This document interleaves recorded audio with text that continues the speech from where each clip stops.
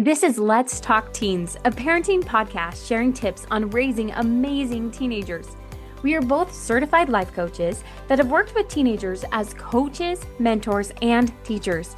We are sharing what we have found to work best when dealing with teens and tough issues. This is Let's Talk Teens, episode 53. Are you your teen's safe space or a stressor? Abby, I think that's just such a good question as parents of teens to ask ourselves, right? Am I the safe space or am I their stressor? And we could probably be both, but we're going to just talk about that today for a second of how you can tell like some of your behaviors or how you show up for them. Am I being their safe spot or am I being more of their stressor? And let's just talk with like how you can tell if you're their stressors first.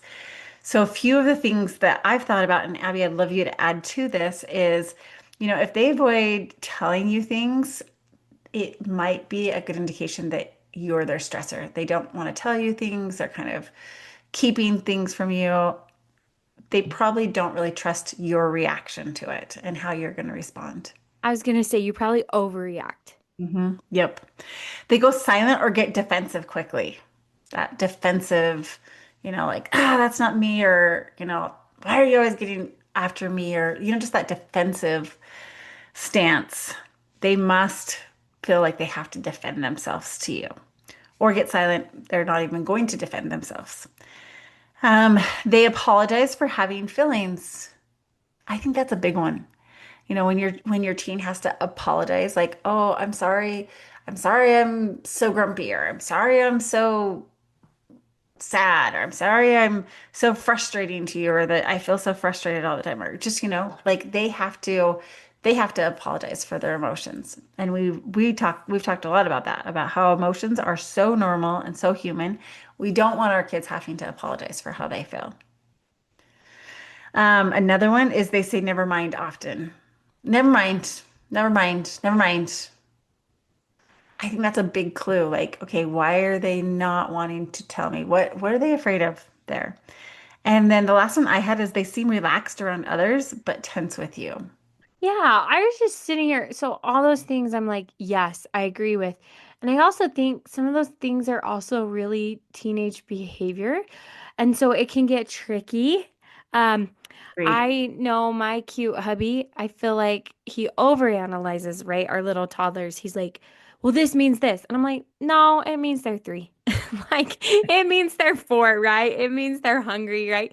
So, what's your advice on that, Cheree, of like, what's normal teen behavior and what's also like, ooh, yeah, I need to look inward. Oh, I love that you bring that up. I think that's really important because you're right. Like a lot of it is just teen behavior, and it's like, oh, that's them being a teen. I think where we can turn it to being a safe space is like if they say, oh, never mind, never mind, never mind. You could say something like, hey, if you decide you want to tell me about it, I'm here for you.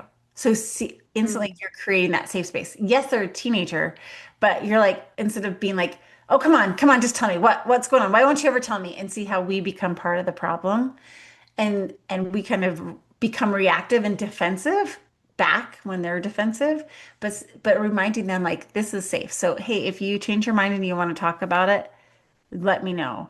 Or when they apologize for having feelings and emotions, be like, you don't need to apologize for that. That sounds pretty normal, and very understandable. It's just helping them letting them know that they're safe in their Mhm. normal teenage behavior.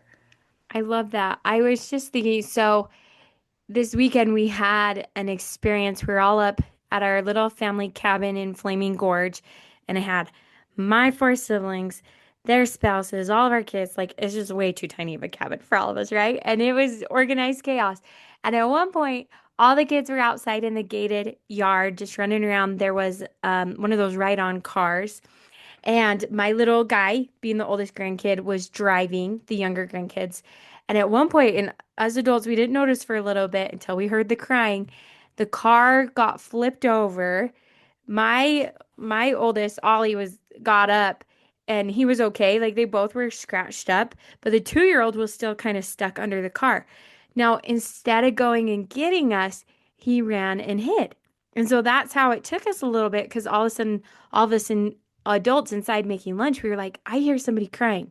Where, And then when we investigate, we were like, oh my goodness, why did nobody get us, right? And so when I talked to my son, I said, Ollie, you were hurt and Oscar was hurt. And why didn't you come get me, right? He goes, well, I was afraid I'd be in trouble, right? And he started to cry.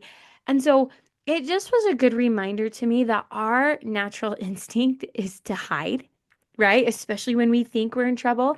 And what was interesting with this car situation is it was an accident, and still there was that instinct to hide of Mm. like, oh, I better hide. And so that's a normal part of our teens' life, and they're going to want to hide stuff from us. But I think a really great indicator to what you're saying is if we feel like they could come and tell us something and we could be really calm about it, right? Maybe I I, think I think our tone, like our tone of voice is so important. mm-hmm. Like are we regulating our tone when we respond to something and are we thinking through our response or are we being reactive? I think that's a really, like, are they going to feel like they're getting in trouble? Just kind of like your little kids did. They were so afraid of getting in trouble. I think our teens are the same. They're so afraid of getting in trouble. And we might, as parents, not think that we're getting mad at them, but our tone says something very different to them. Well, and to that point, Cheree, I feel like with teens, especially when we like catch them doing something right, Mhm. um, one way to really hurt your relationship with them is to chastise them in front of their friends or to like really freak out in front of their friends. So obviously, stop bad behavior or stop, the disaster going on. But then talk to your teen about that when one, you've cooled down, but it's you and them privately. I have seen so many parents overreact, and guess what? I'm one of them, right? But if it's in front of your teen's friends, I mean, that is a really great way to sever some of that trust that you're saying, so instead they're going to feel this intense stress of my parents will, chew me out in front of my friends, and like the social death that's going to happen there is going to be intense.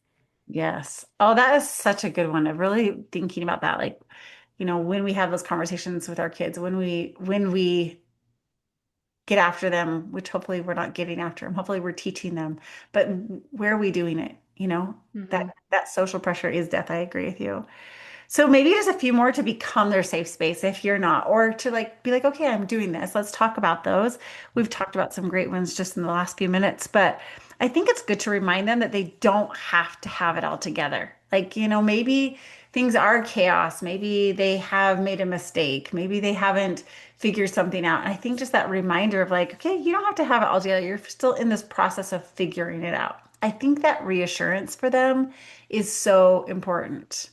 Or they have an experience with their friends that doesn't go really well. Instead of yelling at them in front of their friends or whatever, is just being like, hey, you guys are still figuring this out, like you're learning to adult. What would you want to change next time? Or kind of involve like, what do you guys all think would be a better way to handle it? But really allowing them like not to have it all together, not to do it perfectly.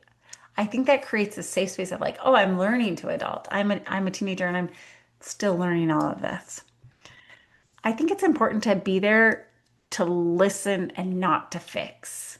I think that's another reason why our teens don't always talk to us is because we're going to jump into the fixing. And that's because that's what we did for them when they were little. We put a band-aid on their boo-boo, right?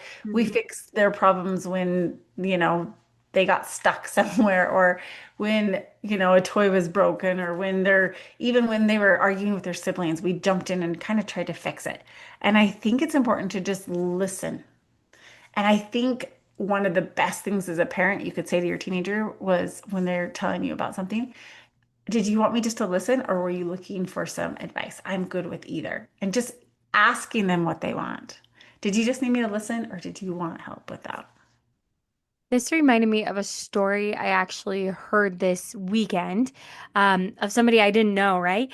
They said that they had gone to BYU their sophomore year and then they got pregnant, right? Which is, you're like, this is against so many rules, right? On so many levels. And she said, I had to call home, right? I had to tell my mom and dad, right? And she's getting kicked out of school like the whole bit. And she said when she called her parents, she just started to cry And her mom, I think is that mom intuition said, "Oh, you're pregnant, aren't you?" Right? And she just cried and she said yes. And she was waiting for the chastisement to come, right? Oh my gosh, you've so embarrassed us. I can't believe you would do that. Like, look how you ruined your life, right? All those things. And instead, um, her dad, I think called her back and was like, okay, do you want me to come pick you up tomorrow and we'll grab all your stuff and get you moved back home, right? And she said there was never once this like shaming conversation and how that really helped her through that really hard time, right? And also helped her relationship with her parents. And I really loved that because, you know, Cheree, I don't think any of us want that for our children, right? To go off and, have a baby out of wedlock, all those things. But I loved that reminder of their example of parenthood because the lesson was already learned. That Exactly. girl was going to have to walk through that really hard experience of single momhood. And that lesson was hers to learn. But her parents chewing her out or saying, "Didn't I teach you the law of chastity and all these things?" Right? That doesn't make the lesson more learned, right? It doesn't make it the punishment worse. It just makes your relationship worse. And so I really loved like what you were saying of, listen to them, hold their hand through it. We don't take away the natural consequence. Sometimes we can't, sometimes we can, but we don't want to as parents because that's how we're going to help them through it and to become adults. But I just loved that example because I feel like it was a little bit more on the extreme side of, yeah, I'm going to hold your hand through this. I'm going to move you back on home. We're going to like figure this out together. But that lesson's already learned. And that's, we don't need to add on to that as a parent because it doesn't make the lesson more learned. Oh my goodness. I hope I'm like those parents. I really do. Me I hope too, I'm Cherie. I don't like know if that I is could be. like that is amazing. That's remarkable. They handled that so beautifully. So, so well. I love it. Okay, the next one I think is just important. We talked about like, getting mad at them for their emotions. And so, of course, allowing them to feel their emotions without judgment. It's so okay that you feel mad about this or sad about this. Like, emotions aren't bad, right? We have to remember that and let them feel their emotions. And then this is one that I think is so good for kids to hear on so many levels is admit and apologize when you get it wrong because that allows them to know that like we all get it wrong sometimes. And if my parents are still getting it wrong, then it's okay when I get it wrong too. And I can own that and I can have, take my parents are showing me how to take responsibility. It's also teaching me responsibility. And it really is like a safe place. Like they're not going to blame it onto me or they're not going to say they were innocent and I was the problem. My parents are going to take their ownership and admit and apologize when they're wrong. And I just think that's so important. So, Yeah, that repairing piece. I think we don't realize as parents how often we have to do that repairing piece and also help facilitate repairing, like between siblings or, you know, um, different dynamics in our families. But that repairing, it's either pretty natural or it's something totally foreign to, maybe our family of origin and how we grew up. But it's such a vital piece. And I love too, you mentioned like that emotion piece. And I think as a society, we're getting better at acknowledging those emotions. And our job as a parent, we acknowledge those emotions and then we hold the boundary, right? You know what? I am so sorry you feel grumpy, and that's totally fine. I'd feel grumpy too, but you can't hit your sister, right? You can't, right? We hold that boundary, but then it lets them know it's a safe place. Like you can be mad all you want because I'm going to hold this boundary. And, when I don't hold my own boundaries, I'm going to repair that. thank you for using that example because I think that is such an important part of it is I can feel an emotion, but I can have a boundary for what you do with that and how you respond and that what part of it isn't okay and what part of it is. Thank you. I think we just want to end by remembering a few things. We're not always going to get it right as parents. And but your teen knows that you're trying and that you're going to keep showing up and that you love them and you have confidence in them. And I think that is really powerful. Remember that we want connection more than control. I think having curiosity with our teens instead of criticism. And I think that consistency is way better than perfection. And when we can do that for our teens, when we can really have connection, curiosity, and consistency, they are going to feel safe with us, and we are going to be their safe space instead of their stressor. Thank you for listening to Let's Talk Teens with Cheree Murdock and Abbi Winslow. If you are looking for more tips to help your teenager, here's where you can find us. You can find Cheree Murdock on Instagram at Cheree Murdock Coaching or on her website, ChereeMurdock.com. You can find me, Abbi, on Instagram as Abbi Winslow or on my website, AbbiWinslow.com. Please rate and review our podcast and share with a fellow parent. Thanks for listening.